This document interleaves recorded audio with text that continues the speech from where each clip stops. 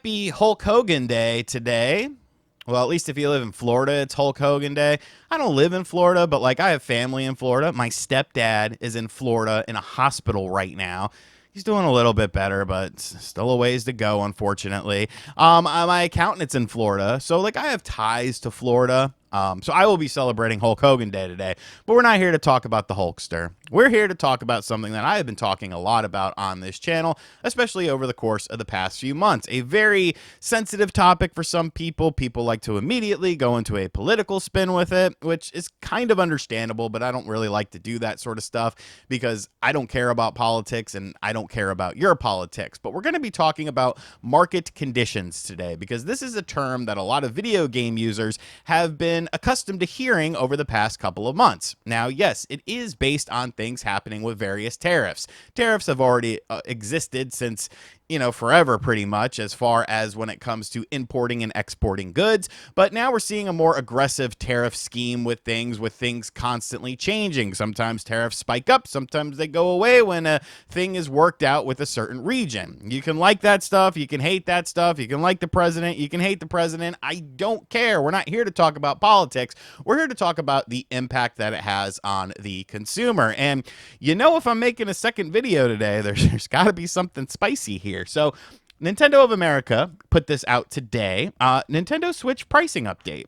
Pricing for the original Nintendo Switch family of systems and products will change in the United States based on market conditions. There's that beautiful blanket, that beautiful pillow where we can nestle up to it, and we don't have to really explain any sort of reasoning behind what we're doing. We could just say market conditions because people have been accustomed to accepting market conditions as a answer. Effective August 3rd, 2025. This will include Nintendo Switch OLED model, Nintendo Switch Lite, and select Nintendo Switch accessories. Other Nintendo products, including certain Nintendo Switch 2 accessories, select Amiibo, and the Nintendo Sound Clock Alarmo will also see adjustments. Pricing for the Nintendo Switch 2 system, physical and digital Switch and Switch 2 games, as well as Nintendo Switch Online memberships, will remain unchanged at this time. However, please note that the price adjustments may be necessary in the future. So prices are going up. Nothing is going down. People are like, oh, maybe this means prices are going. No, prices are going up. And I have a lot of things to say about this because people are quick to say, it's clearly just the tariffs and these companies have to adjust in order to keep their businesses running. And to some extent, there is some truth to that. You obviously don't want to, sell stuff at a loss. You don't want to be losing money on selling stuff. So I get the mindset kind of behind that. But hear me out on this, okay? Because we actually have updated prices for things when it comes to the Nintendo Switch systems, because Target has actually went ahead and updated their system prices already, because screw you. So we have here the Nintendo Switch baseline is now $340. The Switch OLED is now $400. The Switch Lite is now $229.99, and you could see here we have different accessories and stuff like that. $90 Joy-Cons, $35 AC adapter, whatever. I'm more so focused on the consoles themselves because, of course, the standard Nintendo Switch used to be $300 and now it's $340. The OLED was $350, now it is $400. Taking these systems into account, we're talking about the base system being 7 years old at this point, over 7 years. It came out in 2017. So we're talking about 8 years old, realistically speaking. You've sold over 150 million systems. I feel like when you're talking about, groundbreaking profits and you're talking about things like that, to say you have to raise the price of the system, when realistically speaking, there are Nintendo Switch one system sitting in warehouses probably all across the United States. The system itself isn't selling, crazy right now because everyone's kind of focused on the Nintendo Switch 2. Speaking of the Nintendo Switch 2, you've already said today, earlier, before this happened, that it's the fastest selling system of all time. Like over 6 million sold. Mario Kart has sold over 5.5 million copies. Mario Kart World has already sold all that much. And looking at software sales and looking at hardware sales and looking at accessory sales for original Nintendo Switch stuff, it's weird that people are just so quick to say, oh, it's tariffs. You know, they have to do this. They have to do this. And it's like, well, at what point in time are you just like, you know, phasing the system out or something like that? Like, you have to remember, every system up until, I guess, realistically, the last generation with the PlayStation 4 and the Xbox One, when the system is over, you know, prices go down. There used to be $50 GameCubes. Think of the prices of 2DSs and 3DSs. Were those systems so cheap to make that they were making profit on those? Like, no, I don't necessarily think so. I think you make up for it by selling a large quantity of these systems by bundling them, because this system is no longer your focal point going forward. You know, you've made your money on this system. This is sort of a legacy system. You're more so focused on what is at hand now and the current system that you have now. But I think the most concerning thing is once again, Nintendo is leaving the door open to adjusting prices of Switch 2 stuff. And okay, let's say that it is 100% all tariff based, and that's what you believe, and that's fine. Why is it that when tariffs go up, prices go up, but when tariffs go down, prices don't go down for these gaming things? These things aren't getting adjusted based on the down price. It's only on the up price, because people like to tell me, oh, well, tariffs impact everything. And like, I completely understand that.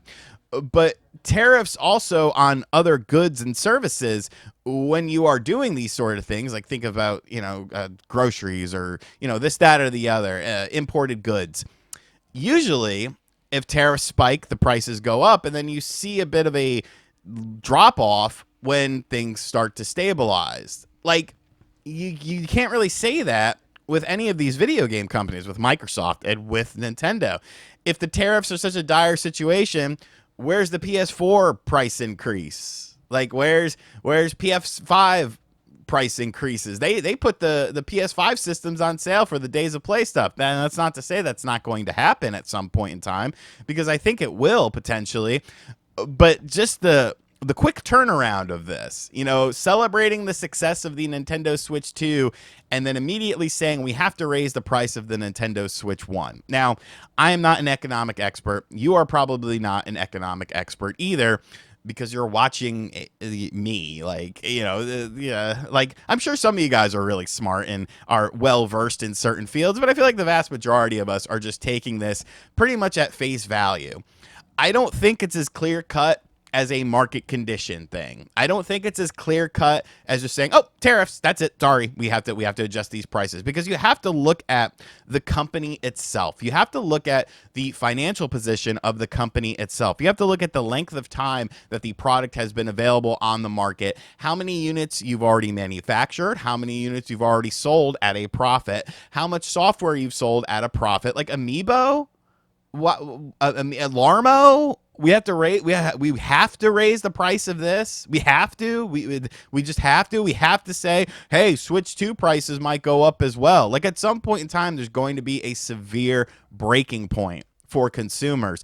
And I think this holiday season might actually be a very good indication of where things are when it comes to, you know, video games and people buying video games, because right now Nintendo is riding that high of high system sales for the Switch 2, you know, high software sales for Mario Kart World. But I was never super interested in the initial thing. It's a marathon, not a sprint. I want to see 6 months to a year from now how things are starting to play out. You know, are consumers still spending the same way they are at the launch of the system? Once sort of, you know, you get the system, the diehards get the system. Like, where do we stand with the casual market? Because that is Nintendo's strongest market at the end of the day, is really the casual market. They've always appealed to them with being a lower priced alternative to other companies. But with things like this happening, it's going to be very interesting to see how it plays out. I'm not saying it's doom and gloom. I'm not saying, you know, oh, they're the most evil company in the world. I'm not excusing tariffs from changing these prices or anything like that. I'm just looking at this from my perspective as someone who has been following this stuff forever when it comes to, video games and pricing of video games and how market conditions are when it comes to when a system is starting to be phased out, you see the prices drop so that companies can make, some additional cash on them regardless of how much it costs to manufacture, regardless of if they lose a little bit on the back end of this. At least they're getting their systems out there, and then you're making that money up on the software side of things. But it's easier just to get mad and get in your feelings about stuff. And I'm sure there'll be people in their feelings about this topic in the comments, which is fine. If that's how you want to react to this, that's fine. But I just can't help but feel like, the greed is showing. The greed is showing. And when it comes to greed, you can only get so much out of people. There's only so much that people will take before they just say, hey, you know what? I don't need this. Video games are not a necessity. Video games are a luxury, and they used to be a luxury before the video game industry got as big as it did, before the shareholders came in, before, games sold millions and millions of units and needed to do that just to break even. It used to be a luxury sort of small niche thing. And I think if things continue to be this way, we might see a trajectory of that going more so back to the niche than hitting higher highs than we've ever seen before. I'm just saying. Let me know what you think of this, though, in the comment section down below.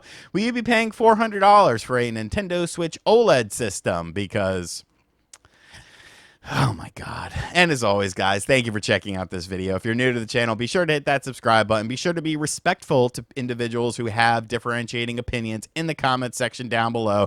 Although I'm not respectful to people on Twitter, that's just because I'm having fun on Twitter. What do you want me to say? On my channel, in my area, I do like for it to be a bit more respectful to my fellow man. And as always, guys, hit that subscribe button if you're new. I lost my train of thought. And I'll catch you guys on the next video. Later.